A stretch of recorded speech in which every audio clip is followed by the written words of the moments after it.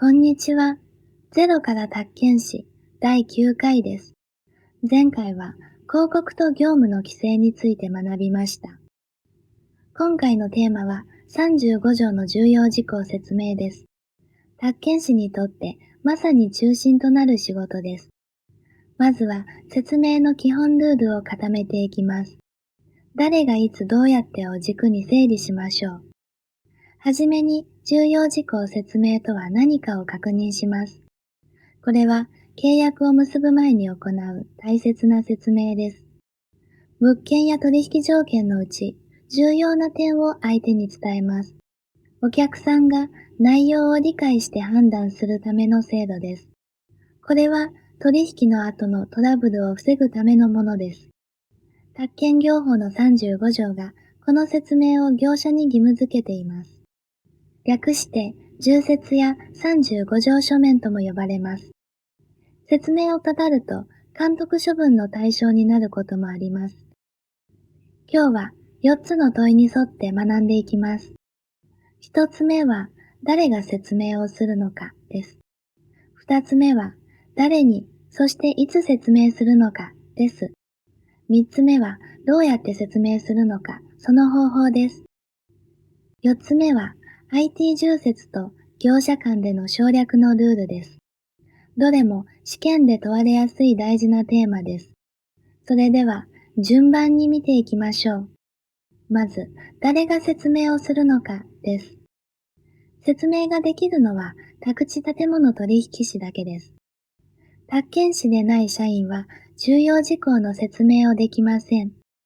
ここで大事なのは専任である必要はない点です。宅建士であれば専任でなくても説明ができます。専任は事務所の設置義務の話で資格の話とは別です。資格を持つことが説明できる条件になります。次に、誰に対して説明するのかです。説明の相手は、これから物件を取得する参主です。また、これから借りようとする借主も相手になります。つまり、権利を得ようとする側に説明をします。反対に、買収や貸主には説明は必要ありません。手放す側はすでに物件をよく知っているからです。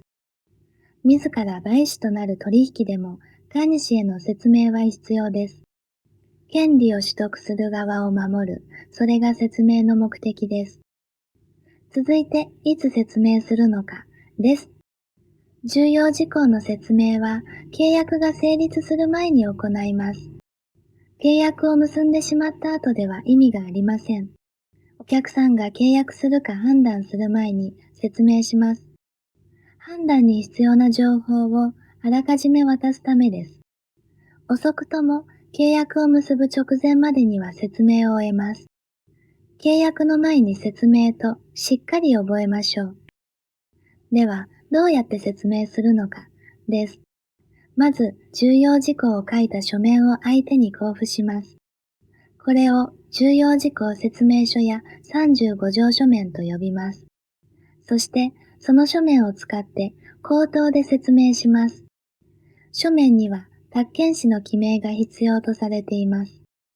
以前は押印も必要でしたが、今は記名だけで足ります。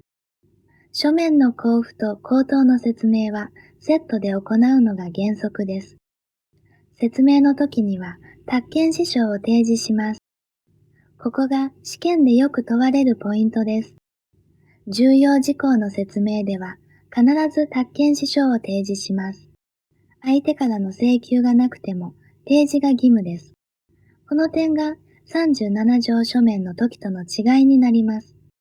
提示はこれから説明を受ける相手に対して行います。提示を忘れると宅建士の義務違反となります。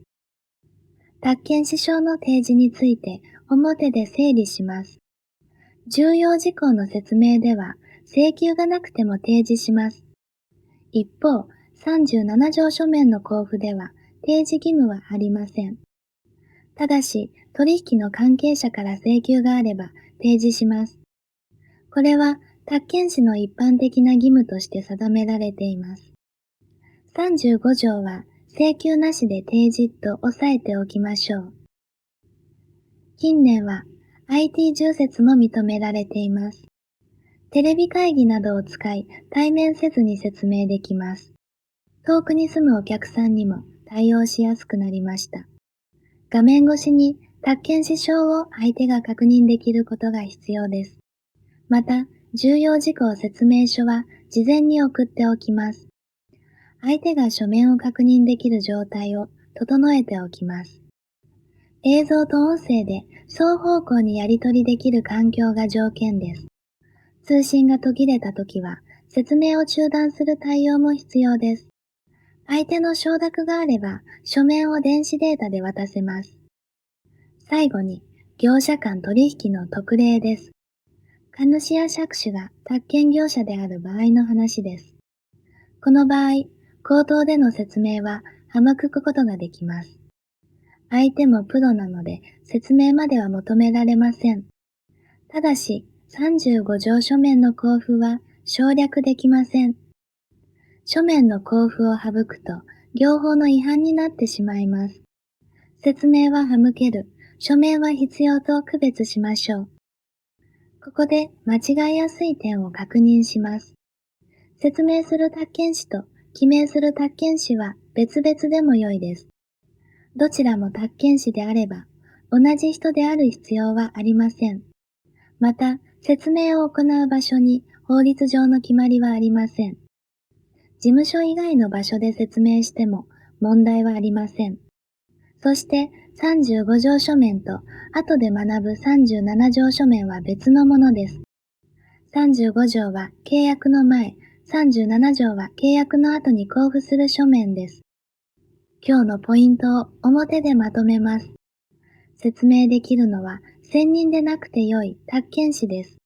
説明の相手は監視や借手で契約の前に行います。